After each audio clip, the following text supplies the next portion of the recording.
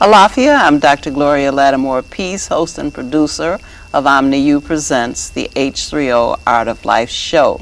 The title of this show is Churches at Work, the Oakdale Covenant Church to be precise. And I have with me the senior pastor of the Oakdale Covenant Church, Darrell Griffin, and I'm very happy to greet you. Great to be here today, Dr. Peace. I'm very happy that you're here. You know, for years when I lived in Oakdale, and I don't think our community relates to the neighborhoods where they live as communities until we show up on television and somebody is calling our community by a bad name.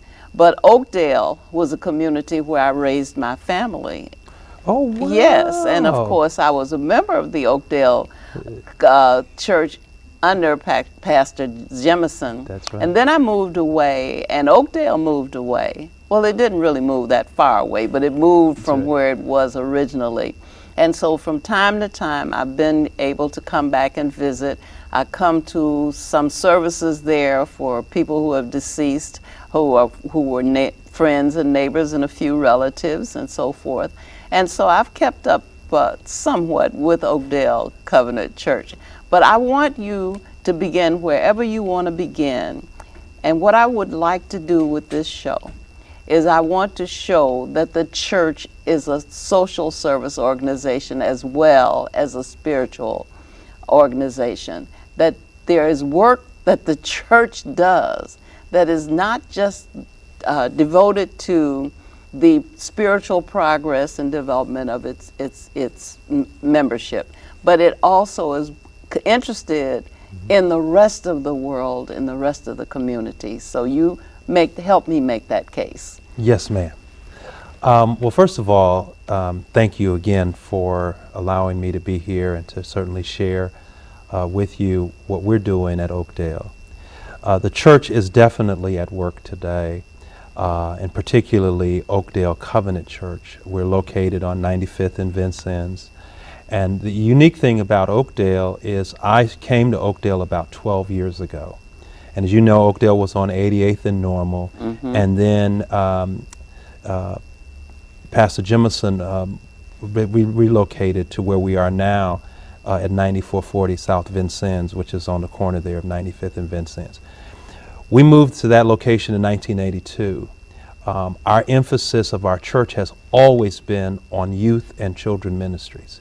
That has always been, for the last probably 40 years, we have emphasized our youth. What's interesting, because of our focus on our youth ministry, about 80% of our kids go off to college, which we are very, very proud of. You have a school there as well. And the school was formed in 1992, and we have 341 students. We go K through 8th grade. And the number of programs that are available for, not just for the kids of Oakdale, but also for the community. We have a chess club, we have tap dance. You know, tap is something that has been a part of our whole experience that has sort of disappeared. Mm-hmm. But to see this tap ministry, the students doing this unique African-American art form mm-hmm. is phenomenal. Mm-hmm. And so that has been very, very, very successful. We also have a dance ministry, a music ministry, where the students are learning instruments. As you remember, they've taken music out of the schools. Right. And so we have it available, not just for the people in our school, but also for people in our community.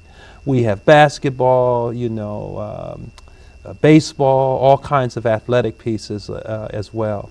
We have tutoring, lots of tutoring for the students, SAT and ACT prep for the students. We take the kids on college tours.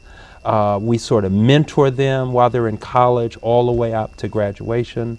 So just a lot of activities as it relates to our youth. We specifically have a program where we were losing a lot of our young boys. And so we created this program called Raising the Bar that focuses on a lot of at-risk young men. And that has been a success as well. We do a number of things. We have a feeding program where we help we feed probably about close to 100 to 150 families a week. So we spend a lot of time putting that together as well. So you have an active membership, because certainly you can't pay staff to do all those things. Some of those things have to have some volunteers. We rely a lot on our volunteers. Our staff is seen as a support to our volunteers. Because one of the things about our mission at Oakdale is that we're to worship, we're to grow, and we're to serve. That's our mission. Simple mission. Oakdale is committed to worshiping, growing, and serving. So we expect people to really worship. We expect people to really grow. And that means, when I say grow in your spiritual knowledge, grow in education, expand yourself, learn that you're a part of a global village, and also be willing to serve as well. Be willing to serve and look beyond yourself and see the needs of other people and serve. I love that, and I love the fact that you also are not just confined to the local community, the city of Chicago, but that you also have outreach in the diaspora, that you Yes. are out of the country Yes. serving and working. We work, we have a ministry that we support in South Africa, in Cape Town. And we send our youth over there, and it's been phenomenal how many, I can't even know how many youth, we've been doing it for so long. And then we just had our first missionary from our church in Cameroon. That has been, and her name is Sister Sharon Davis, and she is 67 years old. Talk about that at length. Can you believe this? Yeah, she's phenomenal. She came to me she was about 65 at that time, and she says, listen, I want to go and be a missionary. And so I thought, well, this is great. So I thought she was going to go for maybe a month or maybe 2 months and that. So she actually enrolled in our denominational program for missionaries. She enrolled in the program. It was a 1.5-year program. She went to all the classes. She took all the shots. She went through taking culturally sensitive classes so that she would understand the culture. She went into, we sent her to France so that she spent about 6 months in the convent learning French. And then she went over and is working in community development. So she's doing community development projects there in Cape Town, in Cameroon. She used to work with, on the west side, with Bethel New Light, with Mary Nelson. She worked with Mary Nelson for many, many years and retired and thought that, well, she was just going to live out her retirement and, just kind of spend time with her family. And then she got this calling to go to the missionary field. I had an opportunity to go and visit her in November. And I was just absolutely floored at the work that she's doing there and the impact and the connections that she's making. I had never been in a place where people looked so much like me. I was sitting there, and I didn't realize a lot of slaves came from Cameroon because of being on the West Coast. So to be able to make this instant connection with people and feel so at home was absolutely wonderful. And you talked about some of the things that she was doing. The issue of water, which is an issue all over the continent, clean water. Yes, the women, the people in the village have to go for miles to get access to clean water. And so part of the project has been to bring clean water closer to the villages, right, so people don't have to travel. So are they working for digging wells? They're working to dig. We've probably done probably about 10 to 15 of them already. All right. And bringing access to water. Also to really help bring health care and some level of I wouldn't say affordable health care, but health care to some of the different villages. Many of the women have to give birth literally in some really, really challenging conditions. And so by her connecting doctors to these different villages and connecting people, it's helped to bring some level of quality health care to the different villages. There are groups of women who, because of different circumstances, have been unable to have access to education and that. So Sister Sharon has been very instrumental in bringing some of our teachers from Oakdale to come and set up schools to help train teachers. And it's been, like I said, it's been a phenomenal experience. She's probably never coming back. And she told me, I said, Sister Sharon, you're not coming? She says, no. She's going to come back, to visit, but she plans to be buried there in Cameroon. It's not for the faint of heart.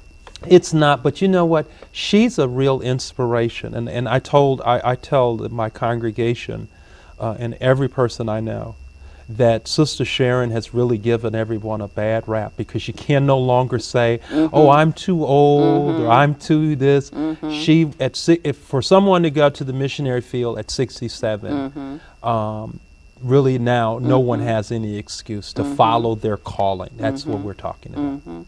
And I love the spirit in which she went. She went to serve, because the concept of missionary has had a bad reputation, because our earliest experience with missionaries when we were Africans in Africa was that these people came over and they sort of prepared the way for the military. Eventually, they came over and taught us some new culture, some new values, and some new ways of behaving in the world. And the next thing we knew, we no longer had ownership of anything. Our land, our language, our culture, all of that was undermined, and this is what led inevitably to what is known as the slave trade. Absolutely. The missionaries brought the Bible to the indigenous people, and then next thing you know, the indigenous people there had the Bible but had no land, nothing. And so, yes, you're absolutely right. Missionaries is kind of almost a dirty word over there. There must be another name for people who want to serve. Well, what we've called it at Oakdale is the Reconnecting Center, because our goal is, we call it the Reconnecting Center. So it's not sort of missionary, it's reconnecting. Let's reconnect with our brothers and sisters in Africa. And here's the thing, when we were over there, the first thing, every time I've gone, the very first thing that people ask me who are there in the different countries, where are our brothers and sisters? Where are the African Americans? And I'm sitting in Cameroon, Dr. Peace, in Cameroon in November. And I'm sitting when literally they had never seen an African American missionary in their life. They had never seen it. What was so shocking when we were there was Sister Sharon had people invited the people there from Cameroon to her home, and we were having dinner and sitting there. And do you know what those people were saying? They said, this is the first time we've ever been invited to a missionary's home. I said, what? They said, yes. The white missionaries make us sit outside, make us go to the bathroom, and they don't want us using their bathrooms. I said, this sounds like the movie The Help. Exactly, exactly. And they're saying yes, but Sister Sharon has really broken these walls, and we're sitting around and they're telling us the horror stories about how they were treated, how the missionaries have treated them. And then they were telling me how grateful they were to see me. They wanted to know, why don't more African Americans, why won't they come and see us? We want to connect with them. We want to learn. And I spent so much time hearing their stories, having them share with us. And when you leave there, you see that we're much more connected than we are disconnected. Absolutely. And it's, you mentioned earlier before we came on about the number of missionaries who are black in comparison to the number of missionaries that there are. And we are a mere fraction. And yet our people are the people who are the most downtrodden. If anybody ever needed anybody to come, with a good heart and with the notion that they are their brothers or sisters' keeper, not coming over for the purpose of being a part of a class system where you're the privileged and these are the underprivileged and you're doing them a favor but by just being there. You know, the whole idea is that these are your brothers and sisters. That's right. And we are, you know, the people who have means very often travel to European countries and think of Africa, if at all, after the fact. And the people who don't have means, of course, that's a different story. If you just can't find out how to get over there, then that's a different story. But I know people who are people of means who will tell you all of the European countries to which they've traveled and never had it. For one thing, we do know that our continent has a bad reputation because the media sees to it that we see Africans as either poor and starving or criminals who are killing their own kind. You can't really want to go there if that's the press that you're getting. Yeah, see, the thing about it, Dr. Peace, is you're absolutely right. The media has certainly cast a really bad light upon Africa. What's interesting, every group that I bring to Africa, when we're sitting either in a hotel or sitting in places, they are shocked at how the media coverage, they learn so much about Africa. They say, well, why don't they show these news stories about what's going on in Africa in America? We only see the wars, we only see the poverty, we only see the sickness. We never see some of the successes, some of the great stories, the backstories about life in Africa. Do you know that there are people who are educated people in the United States? When I take them to Africa, they say, are there lions roaming in the streets? I said, this, you know, Tarzan, the media has done a great deal of damage to bring these misconceptions about Africa. The misconceptions that everyone is poor, everyone is downtrodden. When I bring people there, they leave just totally shocked at this rich culture, the rich heritage, the food and the just the sense of culture and just all of this history that makes us understand who we are. When we land in Africa, something leaps in us. Absolutely. It just leaps in you to say, whenever I go, I'll see people say, welcome home, my brother. Mm-hmm. And there's just something in that statement that just leaps in me. And I just really and truly wish that more African Americans would go. It will change their entire life, and particularly our youth. When we bring youth from Oakdale over there to experience it, they come back totally different because they see children who are shocked that you can go to school for free. They're shocked. They're saying, you mean to tell me you only have one pair of shoes? Our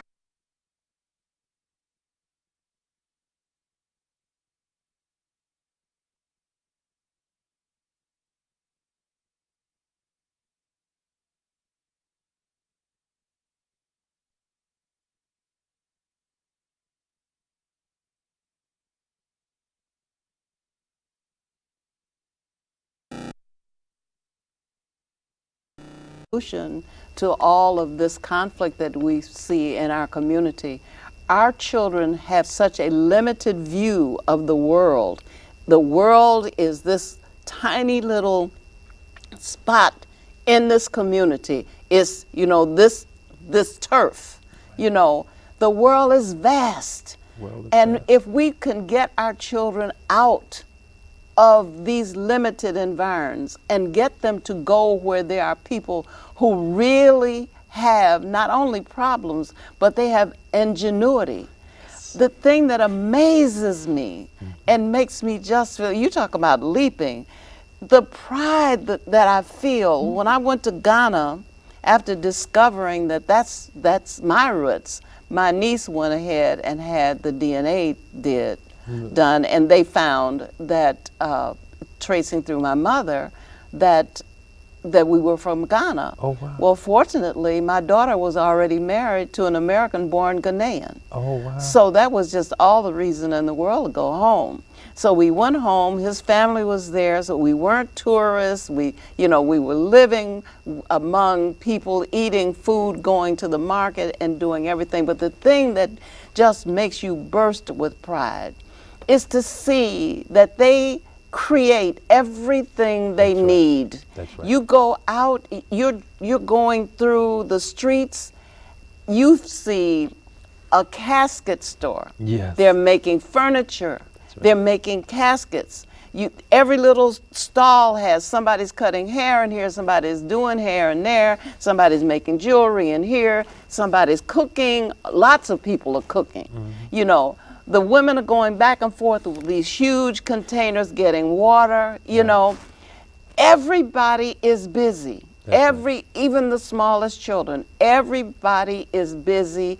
Everybody has some sort of entrepreneurial offering. There is nothing from bread to shoes to whatever it is that they require. They make it. We went to a supermarket in Accra and it was virtually deserted. Nobody needs anything in a supermarket. That's right. That's for tourists and people who come from out of town who want to see familiar sights. But clothing, everything that it takes to sustain life can be found on the street because there are people who are doing it before your very eyes. They make everything. That's right. And that's just to think that here we are, we're so dependent. We go to the store for everything. Sewing, you said that she introduced a sewing ministry. Women aren't sewing. Right. They're not teaching girls to sew. These people are first they make the cloth. That's right. Then they sew the cloth. That's right. So here, when you see that people are able to provide for themselves within their own community, don't tell me about the poverty and the people who are starving. Let me tell you about the people who are self-sustaining and who can take care of themselves, who can make a way out of no way, and who do it with a smile. I mean, they're, as you say, welcome home. Everybody's smiling at you. Now they may think you're a customer, but still everybody is greeting you with a smile, customer or not. One of the interesting things when we were in Cameroon, I went to an artist. He was actually making the different jewelry and all that. When I tell you, there was no art studio, there was no oven. He did it with an open fire making this. Here's the interesting thing. I asked him, could he show me how to do this? You know what he said to me? What? He said, you are the first African American that I have ever taught. I said, well, who do you teach? He said, the white people come from all over the world and sit and learn this. And they take the stuff back and they sell it for thousands and thousands of dollars. And so my point is that we need to bring more people, so more of our African Americans, so that they can see the ingenuity, see the entrepreneurial spirit. Particularly some of our kids who live in the city, very, very creative. Some of these things, very creative with their hands, very artistic. Having someone, being connected with someone like that in Cameroon would change their world forever. Because it certainly changed mine. I said, you're doing all this. We had no oven, we had no molding, but he was doing all of this in an open fire. Absolutely blew my mind. Improvisation. Make a way out of no way. And he said, I told him, I said, well, what about arts? He didn't even know what I was talking about. Because there's no word for art in African languages. Right. Because it's not art. You're not doing this. What is this? Some avocation, something you do to entertain yourself? No, This is what you do. This is right. Everything, even if it's a spoon, it's a work of art. Because it's not just a crude instrument. You know, everything is beautiful. Colors are beautiful. Everything is done with the knowledge that you know how to do this. Right. Because no one is teaching you how to do this. I watched a 60 Minutes excerpt where they talked about how these people began, an airline pilot whose airline shut down decided to start a classical orchestra.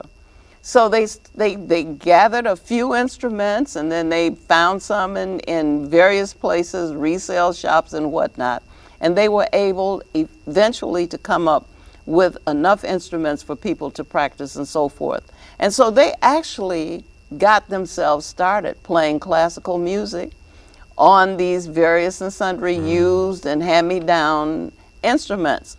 Well, when the Germans found out that they were doing that, they went over to teach them. Well, wait a minute.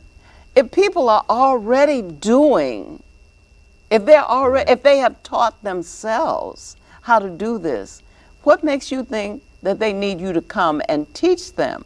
What they need for you to do is to assist them in getting more instruments or a place to practice or whatever. But the whole idea is always, when people are somewhere helping themselves, doing for self, here always comes some missionary who's going to come over and show you how to do what you're already doing.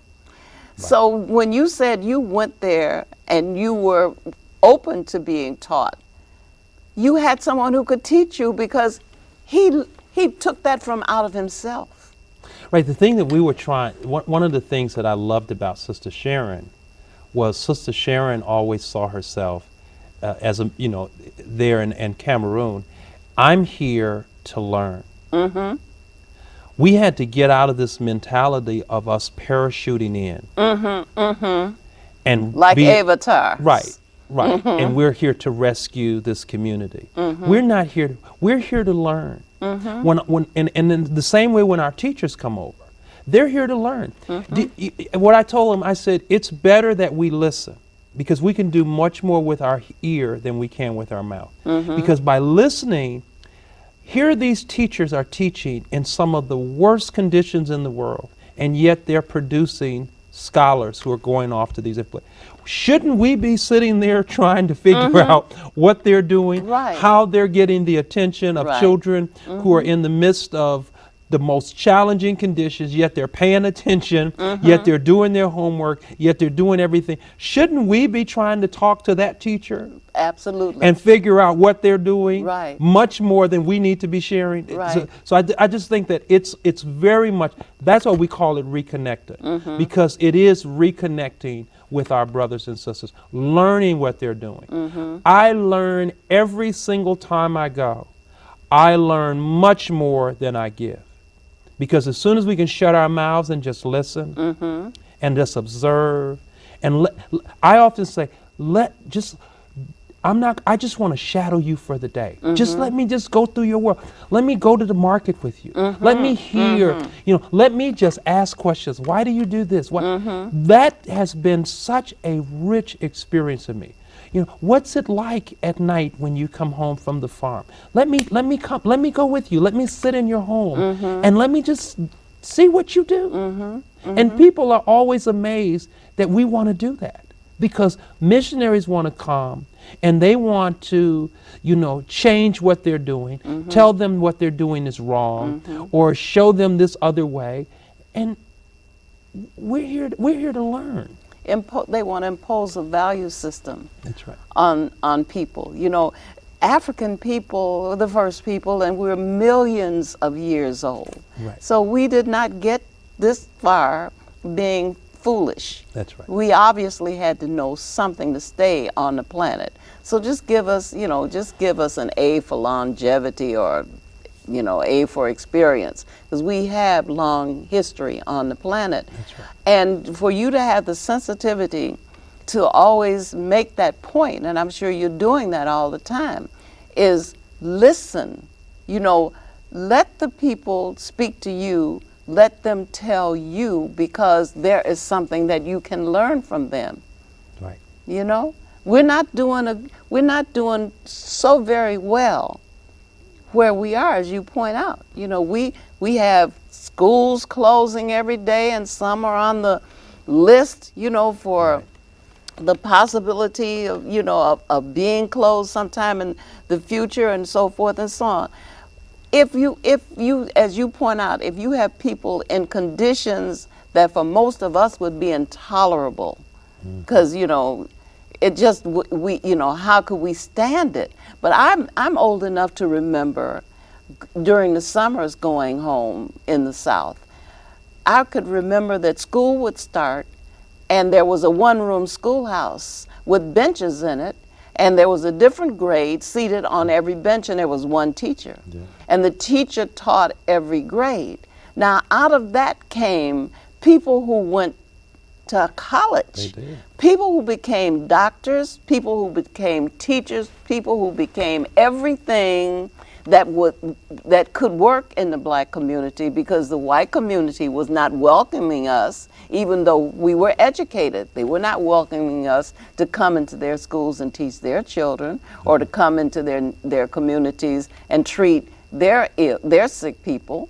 So with even in those conditions, when you had a one-room schoolhouse with benches with grades, as you say, K to 8, all the grades taught by one teacher, if we were able to do that kind of thing, if we were able to educate our people to the level at which they could go on and go through college and become professionals, if we're able to do it here, if we were able to do it here then, if we are still able to do it in the diaspora, then we are still able to do things for ourselves more than we do.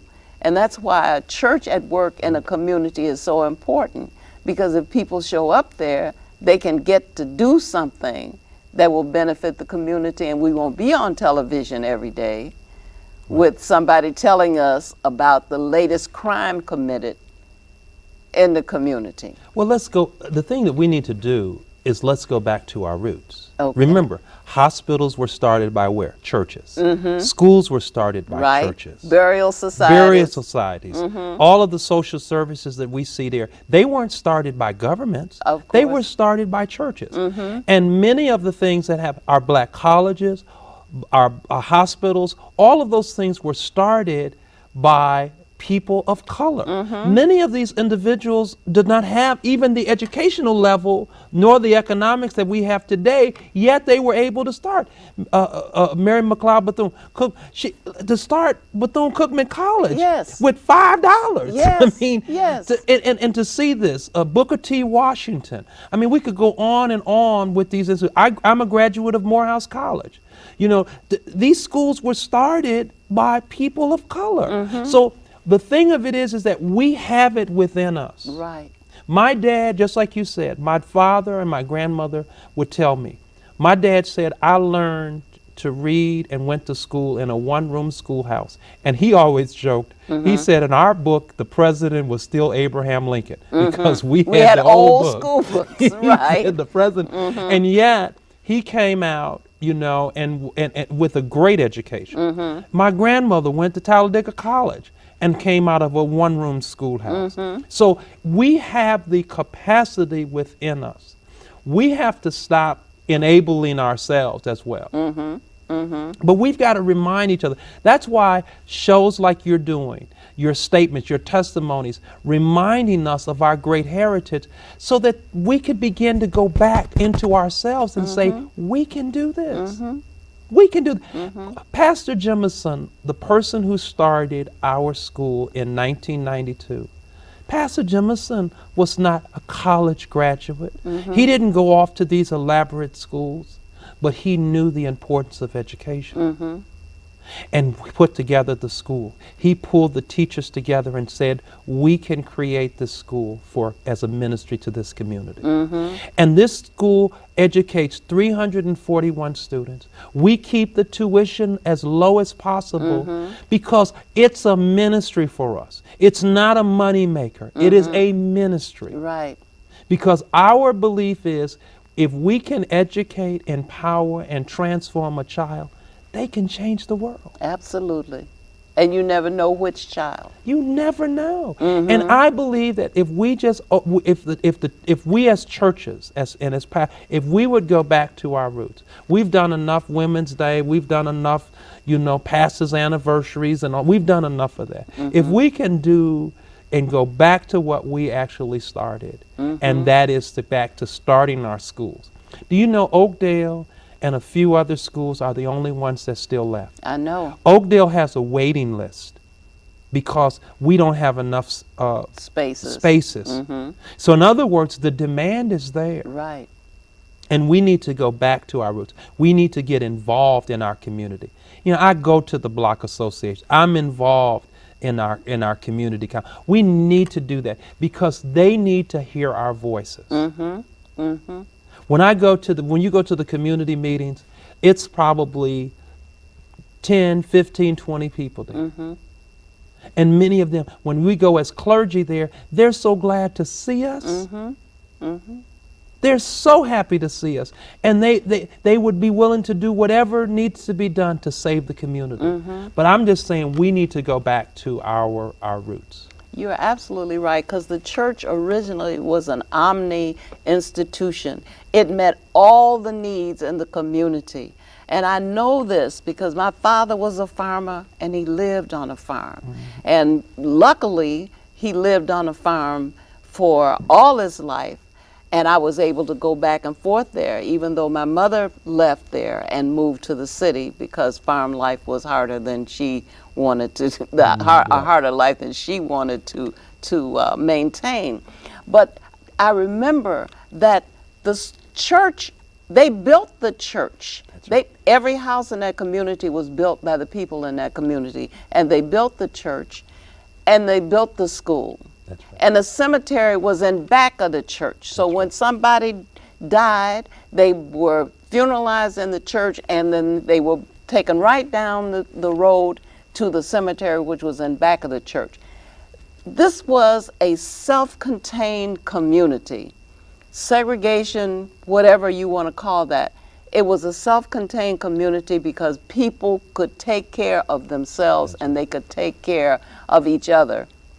We need to do more of that. We may not be able to meet all of our needs, but we need to address as many of our needs as we can.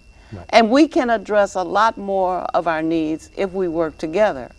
Because, talking about what isn't being done, as you say, governments didn't build these institutions. The people built the institutions because necessity is the mother of invention. Right. We invented these things because we needed these things. So now you have, your leadership. Now you're in a position now to pass on to your congregation things that you learn from your parents that can help them to see that there is another way. Right. And it's interesting. My father used to say, I threw the rock and didn't know where I was throwing it. Mm-hmm. Now you have some education, you ought to hit something. Mm-hmm. Oh, I love it. And so we have a generation who are we need to come back, and we really need to get back to our roots, back to our churches, back to our communities, and really make an effort to rebuild. Many of our community are desperately in need. And some of these things, Dr. Peace, they don't cost a lot of money. It doesn't cost a lot of money to tutor a child. It doesn't cost any money to do that. It doesn't cost to mentor. It doesn't cost to take some time to coach a child, to serve as a coach, to serve as a mentor. That doesn't cost anything. People did it for us, and we need to do it for the next generation. I think about the coaches. I think about the people who took time. When I went to Morehouse, my church took up an offering They took up an offering. And they said they wrapped it in some foil and put it in my hand and said, "You go on down there." And my great grandmother, she said to me, "You carry the dreams of the people." She said, "You carry our dreams. You get to do things we've never done before. You go down there and people are praying for you." Mm-hmm. And so we have to do the same thing. You go down there and you bring us back. That's right. This prize. My dad, it took me after my father passed for me to get my degree back. Because when I got my degree from Morehouse, Mm-hmm. when I got my degree from Harvard, my father took those degrees and put them on his mantle. When my brother finished medical his school, degree. these were his degrees. That's right. Because my daddy said, when he looked up there, he said, "We never would have dreamed. We never even dreamed of stuff like this. Mm-hmm. That you kids are doing things we never even dreamed of. Mm-hmm. We prayed that you all would get some education and get the things that we couldn't have." Mm-hmm. And I think about my daddy looked at me. He said, "My mother got up early in the morning and caught the 5:15 bus to go across town in Atlanta to clean white people's homes, Mm-hmm. so that we had scraps." And my daddy said, "I wanted to make sure that you all had everything you needed, so that you could be all that God has called you to be." But not for us to take it and move away from our community and away, but to come and help our people, I heard you. to help us. People did it for me. They helped me, Dr. Peace. There were people that I didn't even know who helped me. And the least I can do is to turn around and help somebody. It's your obligation. It's the least I can do. When I finished, I worked at Abyssinian in Harlem, the Church of Adam Clayton Powell Jr. Wonderful. I worked there as the youth pastor and the assistant pastor. And I'll never forget the day I left and I got called to my church. I asked my pastor, I said, "What can I do to repay you?" And he said, "No, we don't want anything." He said, "What we did for you, you do for another young preacher. Mm-hmm. And that'll be enough thanks for us." Right. And so my thing is that what many of us who have made it and gone off and done great things, the least we could do, and the thanks that we give to our ancestors, is to come back. Absolutely. Absolutely. When that woman marched in the civil rights movement, and they said, "Why are you marching?" Remember on Eyes on the Prize? They said, "Why are you marching?" And that woman said, "I'm marching for my children and my children's children." Right. She said, "I may be way over in glory before we get a chance to sit together. But I'm going to make a difference, because I may not live to see it, but my children and my children's children will." And so there are a lot of people that made sacrifices for us. The least we can do. You have to have a sense of purpose. And if you don't have it of yourself, then someone has to help you find it. When I was first attending graduate school, well, no, that's not the first time, the second time, because the first time was to get the master's degree. But with the second time that I was going for a degree, I found that there was racism so thick you could cut it with a knife.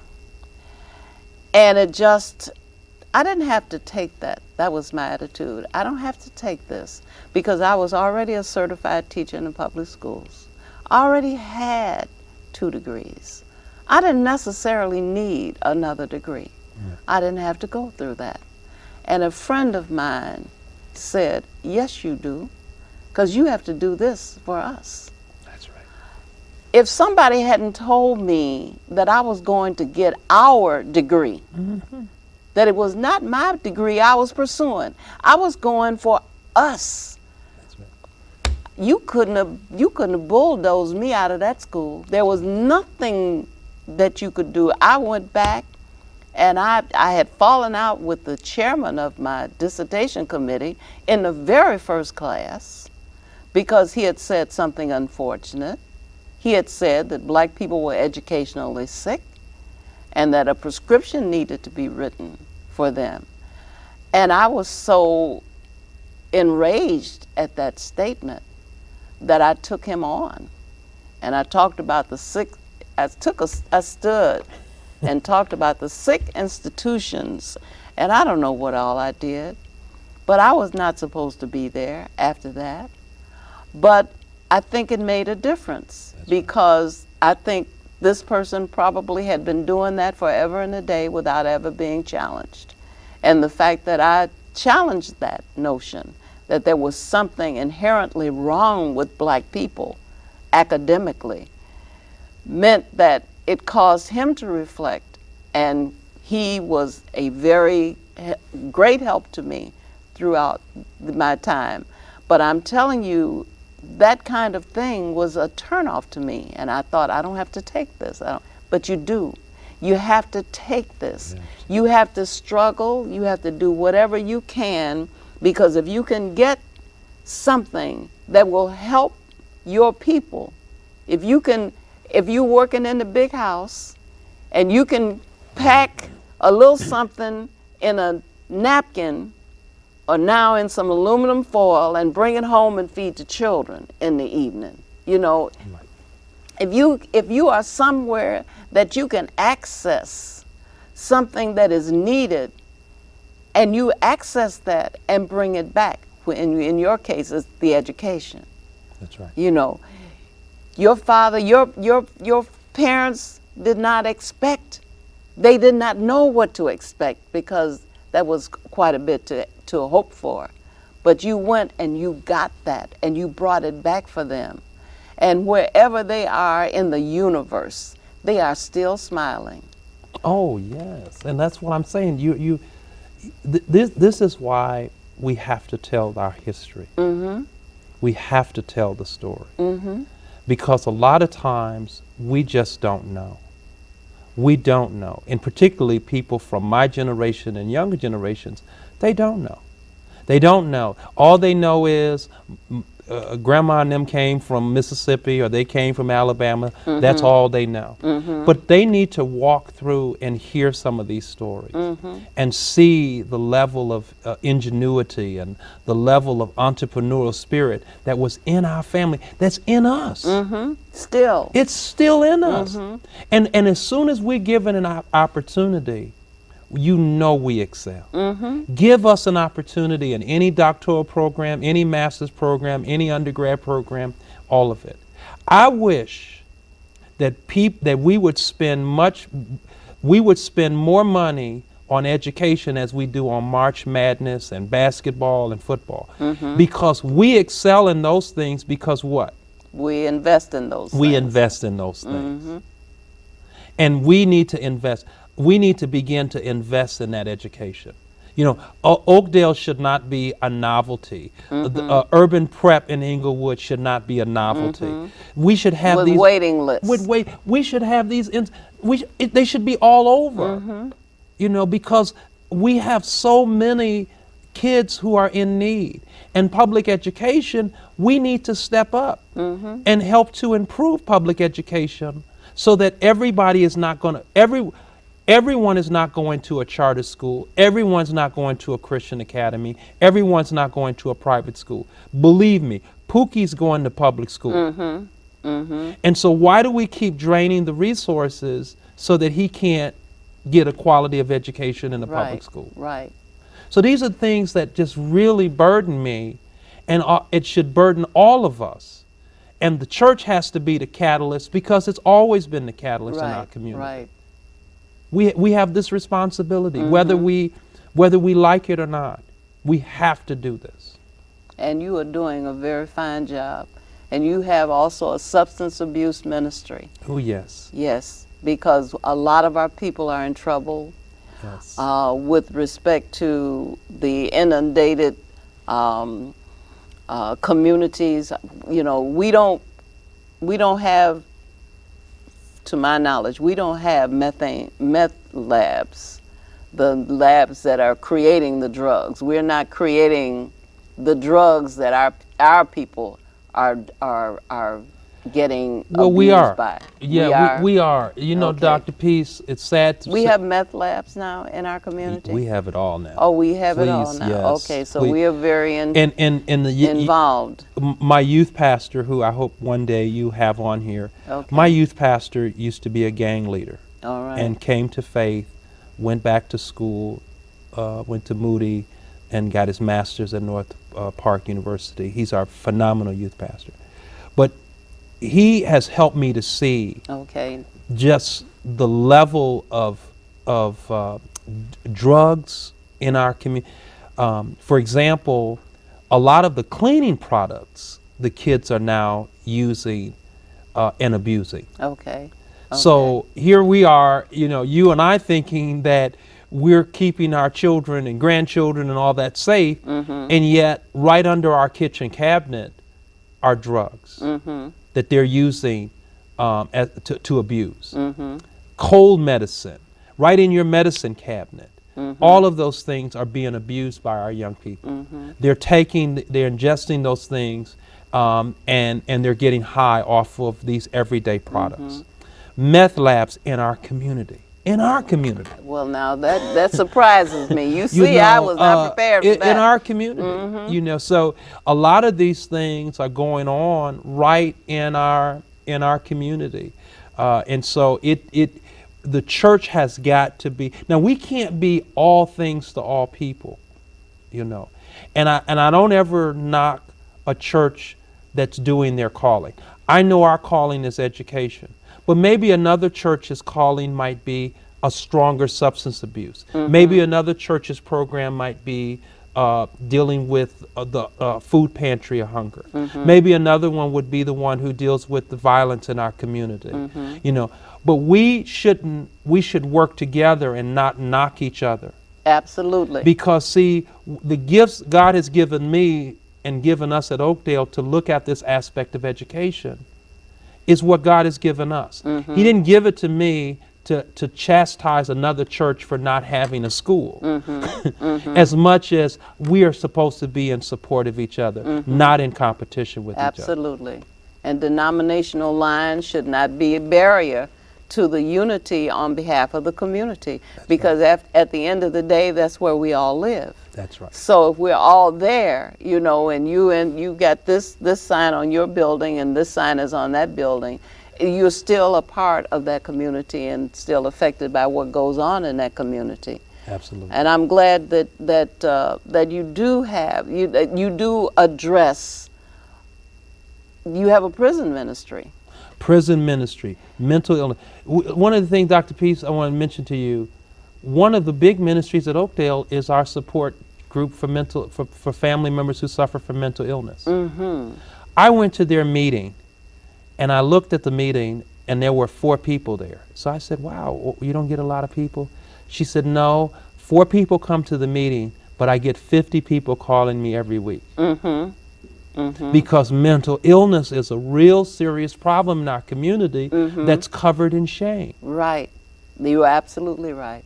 So those are aspects that need to be addressed. So yeah, we talk about mental illness. You know, health care ministry. We have a health ministry that has to deal with, we do free breast exams, and we do mammograms, we do the prostate. We do all of that there at Oakdale. You know, so I mean, we have a health fair at least 2 or 3 times a year to begin to deal with some of those issues. So the church has to be out there focusing on these issues that confront our community. And as the senior pastor of the Oakdale Covenant Church at 9440 South Vincennes. South Vincennes, where it's been for the last 8 years. No, we've been there since 1982. Oh, on Vincennes? We've been on Vincennes since 1982. Okay, but you've been there for 12. For 12 years. I came in January 2000. Okay, and where you were at Abyssinia before? I pastored in Brooklyn, New York for 3 years, and before that I was at Abyssinia for about 7 years. Okay, so what is the greatest need that Oakdale has at this moment for, you know, you're spread out in all these different directions. You know, if you had to recruit somebody to come and do something, what would it be that you would want them to do if you had a volunteer or some volunteers to come in to help with some work? What would it be? Would it be your food pantry? Would it be tutoring? What would it be? What's your greatest need? My greatest need right now is we bought a building across the street and we're trying to turn it into a youth center. Across the railroad track, No, or across the street in the on opposite 95th, direction? yes. And you're trying to turn it into We're a trying youth to turn building. a youth. We're $30,000 short. Really? But someone Sunday gave us $10,000. Wonderful. Yes. Okay. Someone came up to me after church and said they want to be anonymous. They said, Pastor, I want to give $10,000 to this youth building to open it up. And so that's our greatest need right now.